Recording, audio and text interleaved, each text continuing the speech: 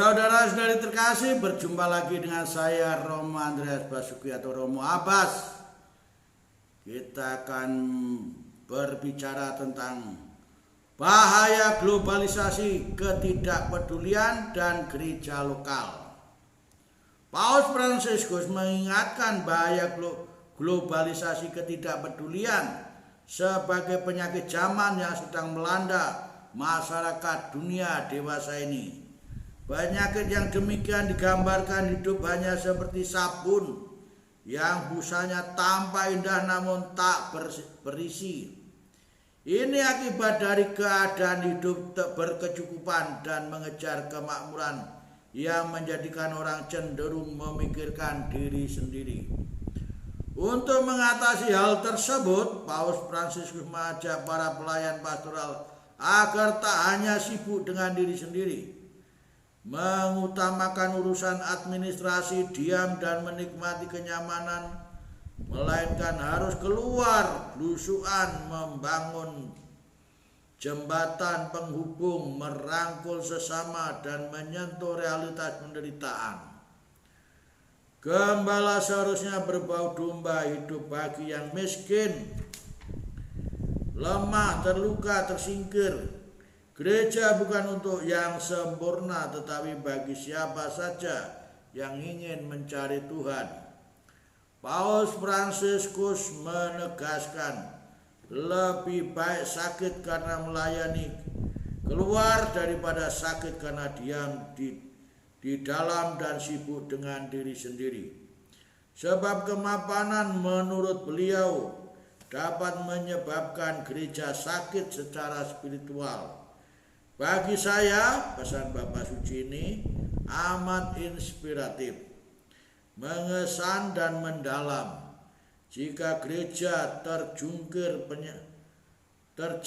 penyakit ketidakpedulian, bukan tidak mungkin gereja akan kehilangan jati dirinya karena tidak memenuhi tugas panggilannya untuk menjalankan tugas perutusan menjadi sakramen keselamatan bagi dunia. Lebih jauh, gereja akan kian usang dan tidak relevan dalam menjawab tantangan zaman. Karena itu tepatlah Paus Fransiskus berharap agar gereja seperti rumah sakit di medan perang yang merawat, membalut luka-luka dan menyembuhkan. Di lain pihak, Paus Fransiskus juga berharap agar seorang pewarta jangan terlihat seperti orang pulang dari pemakaman. Ia harus ceria karena menjadi pewarta kabar sukacita. Meski hidup dan di tengah para penderita, memberikan penghiburan bagi yang berduka. Dengan demikian kerahiman Allah akan menjadi nyata. Pakar sejarah Gereja Katolik Pater Antonius Edi Kristianto MM mengatakan bahwa gaya pastoral belusuan sebenarnya bukan barang baru bagi Gereja Katolik. Para misionaris sudah mempraktekkan semangat ini selaras dengan dokumen Redemptoris Missio, yaitu hakikat gereja adalah misioner. Dan memang demikian. Namun entah mengapa dalam ucapan Paus Fransiskus semangat ini seakan disegarkan kembali. Mungkin karena menurut hemat saya semangat ini kini dirasa kian mengendor dan gereja semakin sibuk dengan dirinya sendiri dan berpuas diri dengan birokrasi dan hidup liturgis yang wah. Tampilan wah dan mewah tampak di dalam Gereja Katolik, baik dalam bangunan rumah ibadat, liturgi, pesta-pesta, dan umatnya. Gedung-gedung gerejanya megah, liturginya meriah dengan segala perlengkapan altar dan busananya. Pesta-pesta yang digelar semarak dan umatnya berkendaraan bagus-bagus, utamanya di kota-kota besar. Karena itu jika tak hati-hati, Gereja Katolik akan semakin dirasa asing bukan saja dari masyarakatnya tetapi bahkan dari umatnya sendiri. Karena itu Paulus mengajak agar gereja mendedikasikan diri bagi orang miskin, luka, lemah, tersingkir, termasuk di Babel.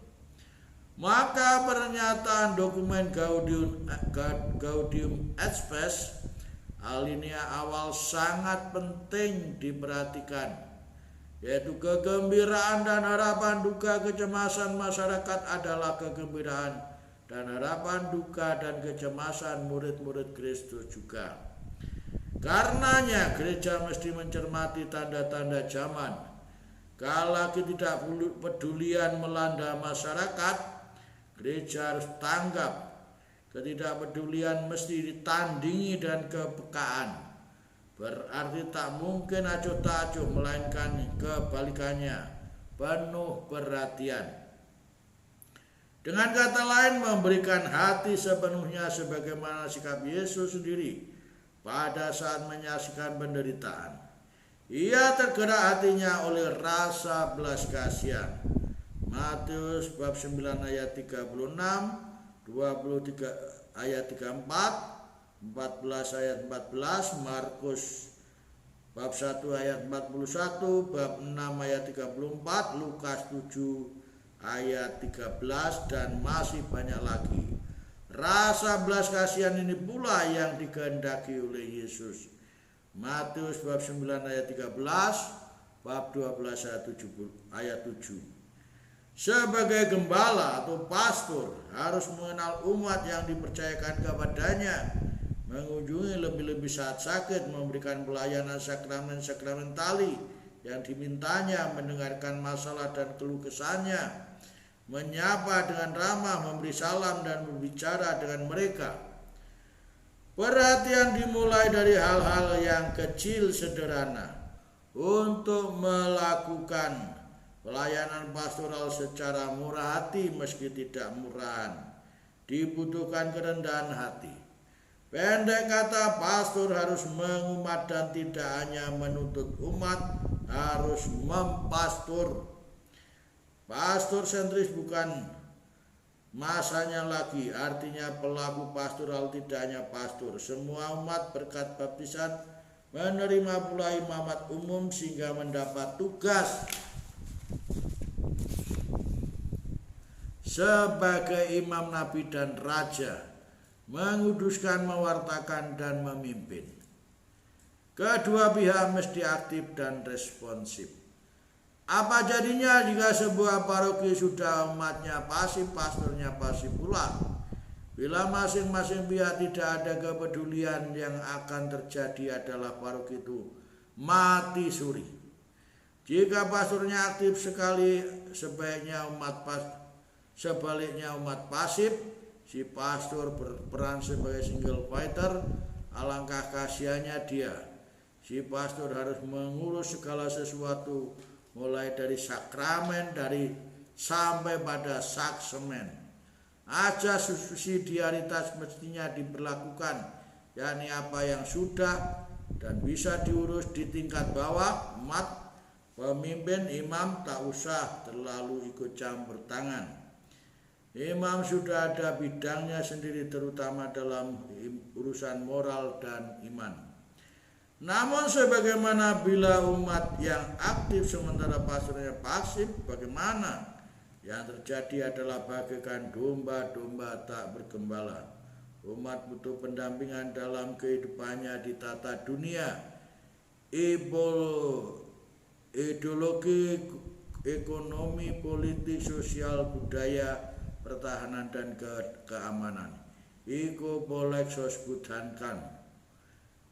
Bahkan pastor harus juga dikenal oleh masyarakat. Saat saya ke pos, kepala kantor pos bertanya tentang pastor sebelum saya.